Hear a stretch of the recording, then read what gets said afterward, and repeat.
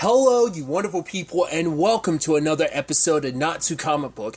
This being a show where we talk about TV shows that are adaptations of comic books. For today's episode, I'm going to talk about the latest episode of The Flash. A lot of really interesting things went down in this episode, so let's break it down. So early on, you could tell, something went on, and it was right, this is an anniversary thing for Barry, and I'm like, something comes up, and Iris is like, oh, we can change things around, but he's like, no, it's just any other day, and I'm like, what day would it be? And I'm like, it's in February, which it is kind of interesting when you get a look at the calendar. It's like, oh, Barry's haircut or picking up the dry cleaning and stuff like that. Just little things. Because I paused to be like, is it something significant? But it's not something on the calendar. It's something that Barry knows that's not written down on a calendar. And it turns out that thing is his dad's birthday. Because at first, as the episode was going on, I was like, oh, is it the anniversary of when the incident happened where Eobard killed his mom and framed his dad?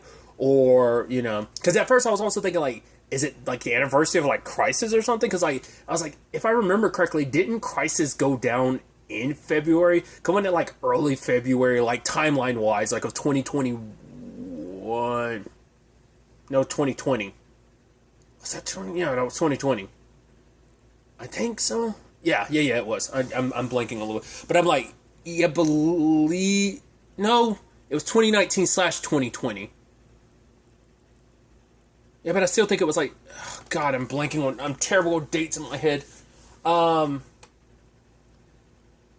it was something like that. So it was that's why I was it was 2020. That's why I was it wasn't February, it was 2020 or whatever, or 2019 when Crisis went down. I think it was, but maybe I'm misremembering. It's been a while. I've not rewatched the entirety of the Crisis event, Crisis on Infinite Earths. I once again need to make time to do that. I usually rewatch those at least a few times. But tangents aside, that's what I was initially thinking about. But like I said, it ended up being Henry's birthday, so that hits Barry really hard because he doesn't outwardly talk to anyone about it because no one on Team Flash knows that, because all that was obviously those are things before anyone on the team really knew Barry, and he probably doesn't bring his dad up conversation wise because it's just too painful. I mean, it's both of your parents are gone, so that is pretty rough, but it's also got to be pretty rough when it's right, you're your parents' doppelgangers also live on this Earth too now, so it's that kind of makes things a little weird in that regard, but it doesn't make that hurt any less. So in this episode, they're dealing with I don't remember this dude at all. I feel like I vaguely remember him, Birch. I feel like I vaguely remember him. I don't remember him that much, but apparently I think he's a metahuman that has popped up in the show before, and I just don't remember. They say he was locked up for 4 years, so I'm going to assume this being season 7, he had to be a season 2 or 3 at most a season 3 metahumans that they cross paths with at the very least. But he got released from Iron Heights, and it seems like he might have committed a murder because he got into it with a guy named Stan. But for Barry, the moment he dealt with things as a Flash, and Birch was hey, I didn't do this, I promise you, Flash, you gotta believe me, and Barry does. Barry thinks there's gotta be something more to this, so he's working with Cecile to hey, try and find any inkling that this guy might be innocent, because Barry has this instinct about it, but he doesn't really confide in anyone why he has this instinct, because initially they're right, we kind of understand, because Barry eventually, does what he does sometimes when he doesn't really recognize oh, his behavior is a little different. Iris isn't around to be okay, Barry's acting a little off because it's his dad's birthday. I don't think the rest of the team, they knew it had some correlation to his dad, but they didn't realize, because they could tell just from the conversation he was having that Barry was empathizing, being right, I understand what it's like when to have your father who's innocent taken away from you, and he's a father that was, he's I'm innocent and I was taken away from my son. I just want to get back to my son. To the point he literally broke out of custody, which made things worse. And he went to go visit one of the people, the lady Donna, who said oh, he was, she didn't say he killed Stan. She was just no, you just happen to be the last person who interacted with him, and you have powers similar to how he was killed. But even from the beginning, Chester and Barry are this is weird. How is it that the body is so charred, but nothing else around it is? It's it goes against physics. So part of me was could it be, well, because later on they find out there's some relation to cold fusion, because at first I was like, I was wondering, like, could it be like something that happens from the inside of the body and burns out, but it can't be.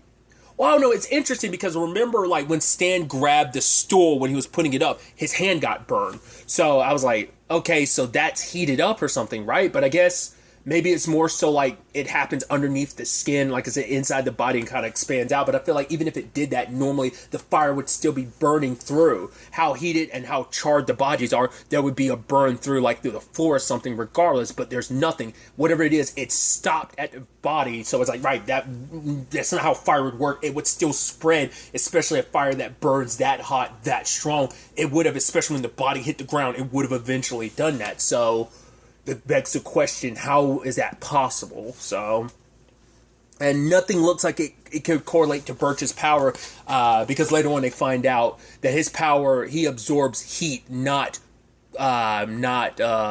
some what would essentially be cold fusion. Like, he doesn't tap into that power, so it's not him responsible. But like I said at the beginning, only Barry was the only one who believed him to be innocent.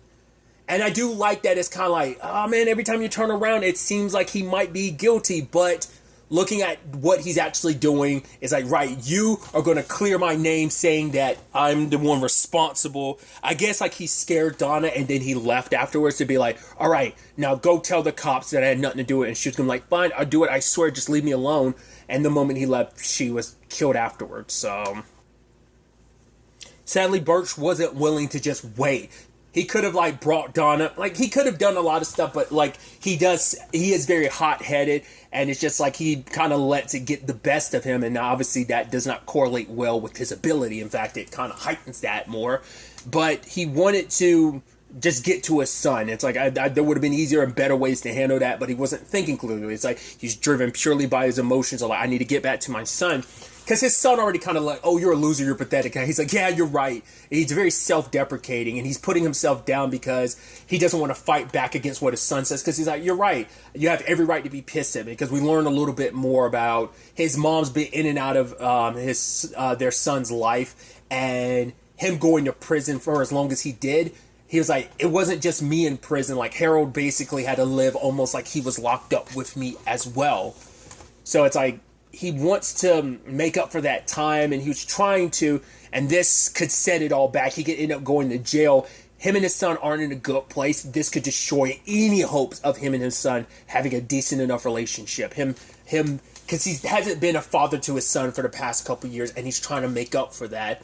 Try to have this normal job, and it kind of blowing up in his face. That is also suspicious too. It was like, right, if he did just commit murder, why would he go back to his regular job like nothing was an issue, you know? I never doubted Barry being like, right, I was like, it's most likely that Birch is completely innocent. However, the thing is that even Barry recognizes maybe I have blinders on because I am looking at this from my lens of my circumstances, and because of what day it is, I'm projecting so much onto this case. But it's talking to Joe that Joe conveys that it's not like that. That you have a very unique perspective to this situation because no one else would be able to be empathic in this circumstances. People could be sympathetic, but no one could ever be empathetic the way Barry is, because this is, you know, something unfortunate and terrible happened to him at such a young age, but it equipped him with what he needed to see this situation from a different lens than other people could. Because it made sense, like, from every other perspective, it's like, he looks guilty as sin. Him leaving and busting out, like, did not help his case. But, once again, he is hot-headed and just didn't think things through. It's just like, right, like, what were you going to do? Grab your son and run off? Like, he wouldn't have been too happy about that. But for him, it's most likely, it doesn't matter. In the end, we're together, so whatever happens after that, he wasn't thinking that far ahead. He just wanted to get back to his son. He didn't want to lose his son yet again because he feels like if he lost his son, he wouldn't get him back this time.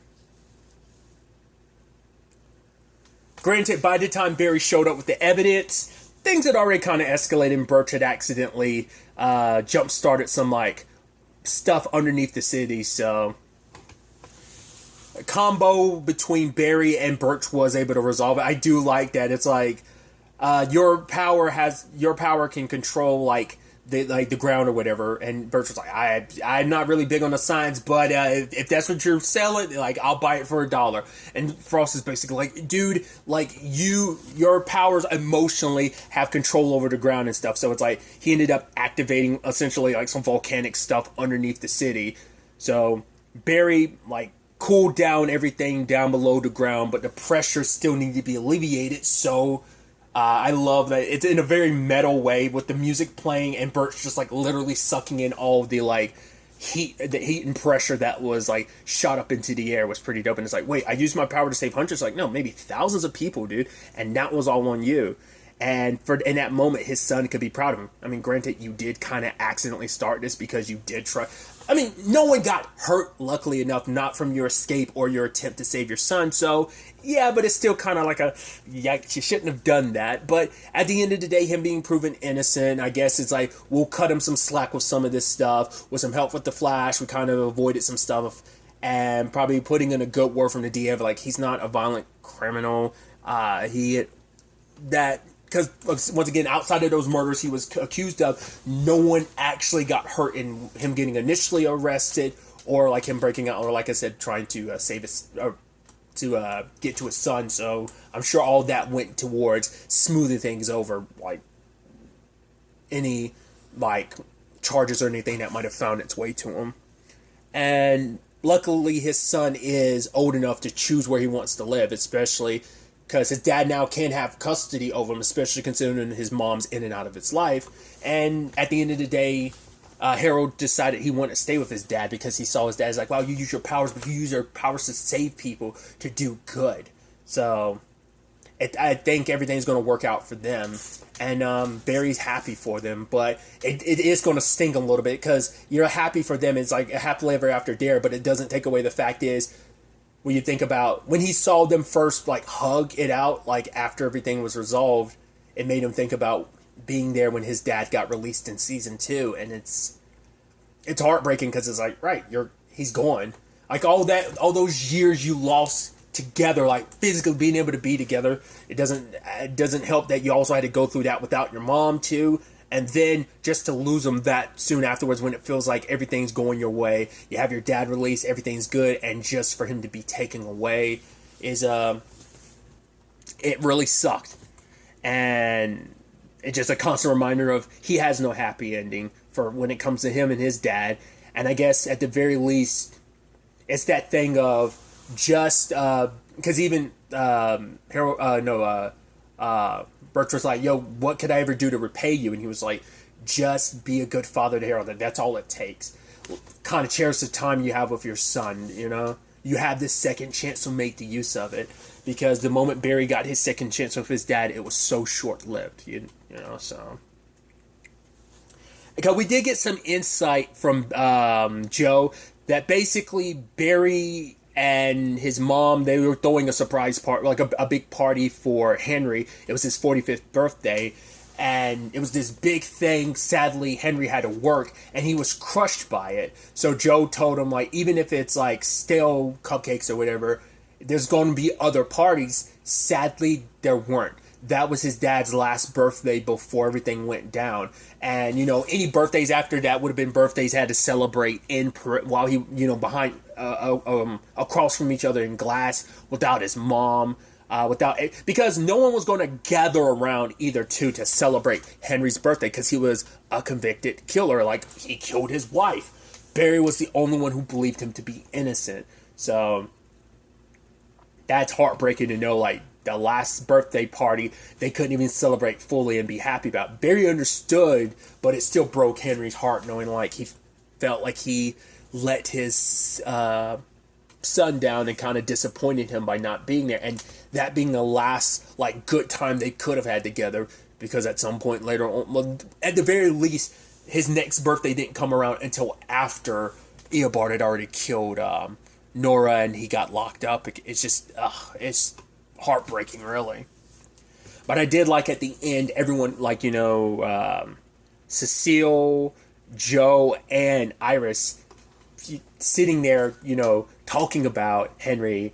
And I think for Barry it felt good because he doesn't bring it up, so no one else has ever really had an opportunity to really talk about Henry. So it's like, right, let's celebrate him. And it's like, I like you guys telling me these good memories of my dad. He's like, I have memories of like, yeah, my dad never made me clean my plate no matter what it was on it. Even if I was just like stuffing my face with like macaroni and cheese and carbs and stuff. He never made me finish my plate. But also reading me this story over and over again. And it's like, I just also remember being loved. So happy birthday, Dad. I thought that was a beautiful thing. You know, it alleviated some of the stuff that was kind of bubbling underneath the surface for Barry because of his day. But I think this episode also better equips him for the future. Like any future days of his dad's birthdays, I think he might be better equipped to handle it. And his family around him, his team, his family are all going to be like, okay, we know what day it is and how important this is, because he was kind of surrounded by people who didn't know that. So once again, he doesn't talk enough about it, so no one would know that off the top of their head. Obviously, Iris and Joe, because they've been a big part of Barry's life, you know, even before he became a part of their family. He was already, like, his family was already close to theirs, so. But, the episode ends interestingly enough where it's like, right, we still don't know who framed Birch. And so it's like, okay, so now we got to look at things from a different perspective. Rather than trying to figure out, because it's like, right, who would go through the trouble of framing Birch? Was it intentional? It had to be intentional, because it's like, right, you killed the witness immediately after Birch went to see her just to solidify even more. For what purpose? And so now it's like, right, we're dealing with a serial killer, which I guess technically speaking, like every villain of this series has been a serial killer to some extent. I was trying to think, I was like, well, I think Zoom killed quite a few people. Earbards definitely killed quite a few people. Savitar did. The Thinker did, especially because he was taking all those powers from the... Because pretty much every bus meta died, so yeah. Season 5. Who was season 5? Oh, that's the whole North. Cicada. There was a lot of death in that as well with Cicada. Season 6 was like the black hole. So I was like, yeah, I think every could get categorized a little bit as like serial killer-esque. But I'd say like the closest one after would be like just legitimately just straight up serial killer, even though like the others have killed quite a few people. I'd say the closest would be Cicada. Cicada would be like the closest thing to them like dealing with a serial killer. I'd probably assume I'd assume. So now they're looking at it from the perspective of, well, they can check like this cold fusion. It's like, right, they found it. So like all you have to do is look around and see if you can find the same signature around the central city, because there might be other bodies maybe that just haven't been discovered yet, is kind of what he's probably hinting at. So we're nowhere to start with this, because it's like, right, you have to go back to the victims then. Who would want to kill them and why? What connects Donna and Stan to be potential victims? Like, was there other reasons for killing Donna? And, you know, because it's like, right, you can frame, maybe killing Stan was maybe something else, but then maybe killing Donna was purely for the purpose of framing Birch for it. We don't know the motives behind a lot of that. We'll have to ultimately wait and see. Another interesting element to this episode is the whole Iris and the whole citizen side of things with Allegra. So Allegra's kind of supposed to be doing her supervising thing, but she doesn't really work well with Taylor, because Taylor went behind her back and was like, right, here's one of these other candidates of someone that we should make like Citizen of the Week. And it was someone who's basically an influencer of some sort, someone who's pretty popular, which it makes sense. It's like, right, you want to get the popular person out there because we could get their audience to come to our site and stuff, and then we can get them to pay attention to the stories that made the most. It's like, it's kind of like, right, like, got to get eyes in. Best way to draw attention to your news and stuff like that. Which, let's not forget, they are once again, I want to say it was number 4 in Supergirl when they referenced like all these different newspapers. I was like, I think the Daily Planet was still number 1, but I want to say, wasn't it like the Gazette was number 3 and number 4 was the Citizen, or was that vice versa? I can't remember now. I want to say they were number 4, which was pretty dope on like a list of the top 10 newspapers in this universe, and it ended up being like number 4. I was like, oh, that's pretty dope. Like I remember saying at the time, congratulations to Iris. But regardless. But aside from that, Allegra wasn't too happy about taking on this particular job. And it's like, Iris is kind of like, I'm kind of ordering you to do it, but also this is a good opportunity. It prepares you to be a good supervisor. So you're working with Taylor to work on the story. But Allegra had no interest in it because of the subject of the matter. It's just like, oh, this is like, our readers aren't really going to care too much about it. We're supposed to be reflecting. They're supposed to be able to read stories about themselves. Like, so... she ends up running into someone that she knew from prison, and it's like, obviously things have worked out for Allegra. Like, despite her criminal record, she kind of fell into this job because, well, she eventually worked with Team Flash, obviously got associated with Iris, and Iris saw her perspective and how keen her eye was, and of course, like, Iris took a chance on her, so she kind of has the unfair advantage of it just kind of worked out that way that she got close to Iris, but her own merit and work ethic and perspective is what got her here. She kind of had to, but the door was kind of a little open just because of circumstances. So this person she knew is like struggling. It's like, because of what I did, like mopping is like pretty much the only job I can get. So Allegra wants to help her by getting her story out there, this way people will look at you beyond just what you did that scene. Allegra writes her story and it's great. Iris loves it, but it's like, it's not the story I told you to write with Taylor. I wanted you two to work together. See, the reason why I wanted you to work with Taylor is her story, it's shallow. She only got to the surface of things. You could have brought another layer to this and exposed like a deeper level to all of this, but because you got caught up in what you wanted and not doing what I assigned you to do, because at the end of the day, I'm still your boss, but I'll run your story. But next time, like, listen to me when I tell you to do something. You gotta, and now I want you to go talk to Taylor because you're gonna have to fix this on your own. So, because it's kind of a thing of both Taylor and Allegra kind of went around each other to get Iris on their side. And I love that later on, she has the audacity, Taylor has the audacity, like, oh, you work with Iris, but I'm like, shut up. That's how you got the job you're trying, the piece that you were trying to work on in the first place, is you went around Allegra when she said no and you went to Iris. So shut up you're such a hypocrite. But maybe in her mind is like, I have to. You're a buddy with Iris, so Iris is going to listen to you, so you have a lot more sway to me. It's also because she's your boss, so Iris is going to listen to her more so than you. I feel like she would, but it's also like, right, it's... Because that was the biggest thing, like, some of the people Iris had hired were, like, people who were, like, who didn't take Allegra seriously anyway, didn't want to listen to her. So, she had some change of mind to them, but it seems like she still has that, like, hump she has to kind of, like, leap through in their eyes. So, that... And especially, Taylor making a point, like, she's going hard and just be like, oh, you would know as a criminal. I'm like, lady, shut the hell up. What is your deal? I was like, you kind of went full Karen there, didn't you? I'm like, you didn't have to. You could have just accepted Allegra's apology, like, right, things are going to get better. I'm sorry. I shouldn't have done that. Every turn, Allegra trying to keep it civil. And then what does Taylor say? I'm going to destroy you. I'm like, Allegra's like, what? Where did that come from? She's probably been feeling pretty spicy about Allegra for a while, and this just happened to be the final straw. Now, how she plans on destroying Allegra, I don't know whether she means like, oh, I'm just going to destroy you, like, I'm going to do the best.